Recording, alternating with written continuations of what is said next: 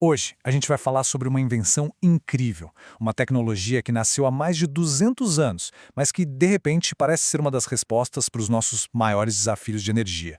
Vamos desvendar os segredos do motor Stirling. Pois é, parece até meio louco, né? O motor da época das máquinas a vapor ser a solução para o futuro. Mas olha, a gente vai ver aqui exatamente como essa ideia antiga está voltando com tudo, servindo desde para gerar energia limpa aqui na Terra, até para alimentar missões do espaço. O nosso roteiro de hoje é esse aqui. A gente começa pela invenção original, depois entende a mecânica por trás dela, vê como a tecnologia evoluiu, explora umas aplicações fantásticas e no final a gente define o que é de fato um motor Stirling moderno. Então, vamos lá.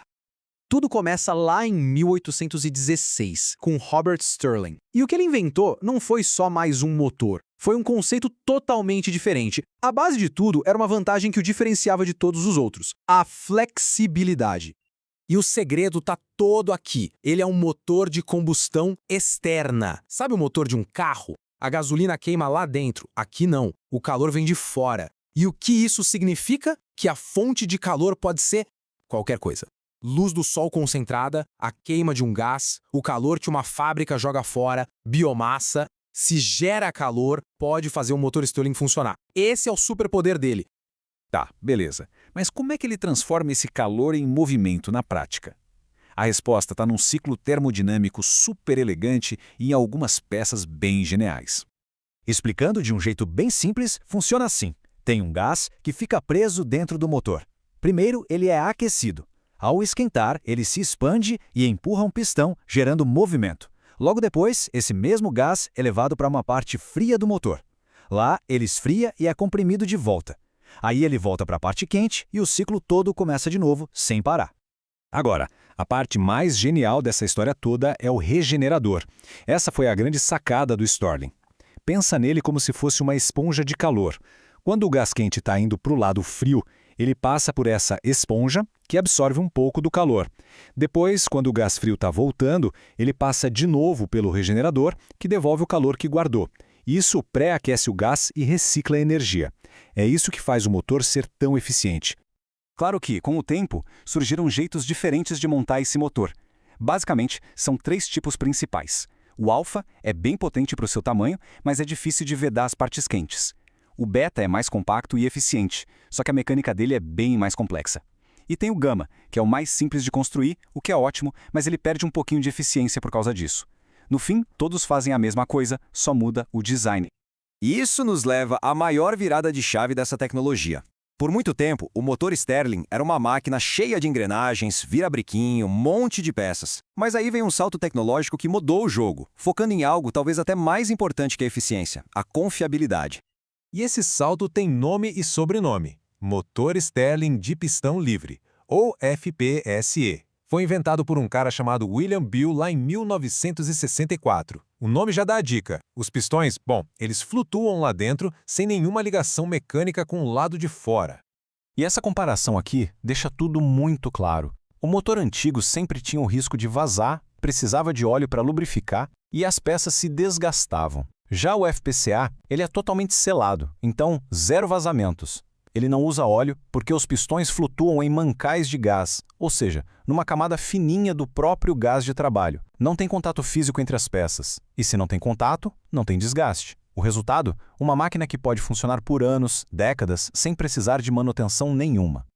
Com essa confiabilidade toda, aí sim, um mundo de possibilidades se abriu. As aplicações começaram a aparecer em tudo quanto é canto. Desde soluções de energia aqui para o nosso planeta, até as missões mais ousadas de exploração espacial. E vamos começar com um número que chama a atenção.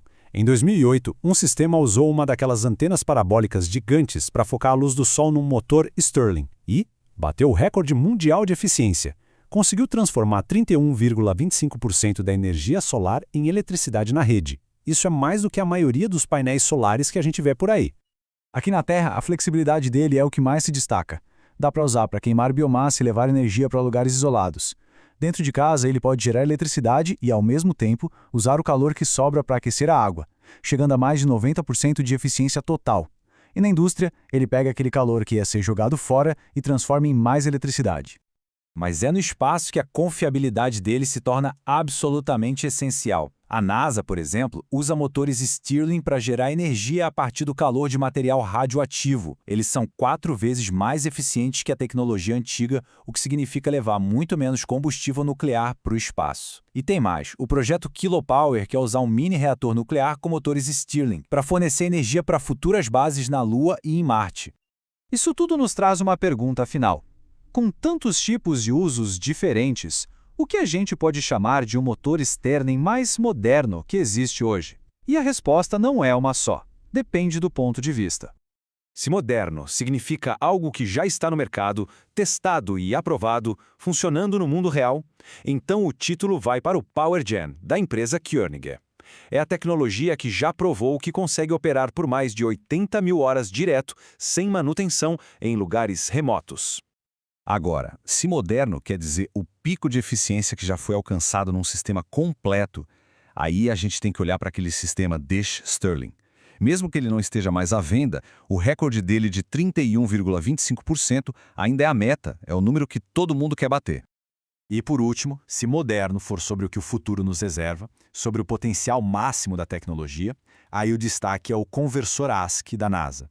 Com 38% de eficiência e feito com materiais super avançados, ele é o coração, a base para a próxima geração de motores de altíssimo desempenho. Então, o que fica claro é que o motor Stirling não é uma peça de museu.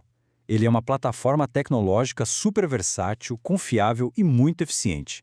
E pensando em tudo isso, na capacidade de usar qualquer fonte de calor, na confiabilidade extrema e na evolução constante, a pergunta que fica é essa: será que esse gênio esquecido de 200 anos não é uma das peças que faltavam no quebra-cabeça da nossa transição para um futuro com energia mais limpa?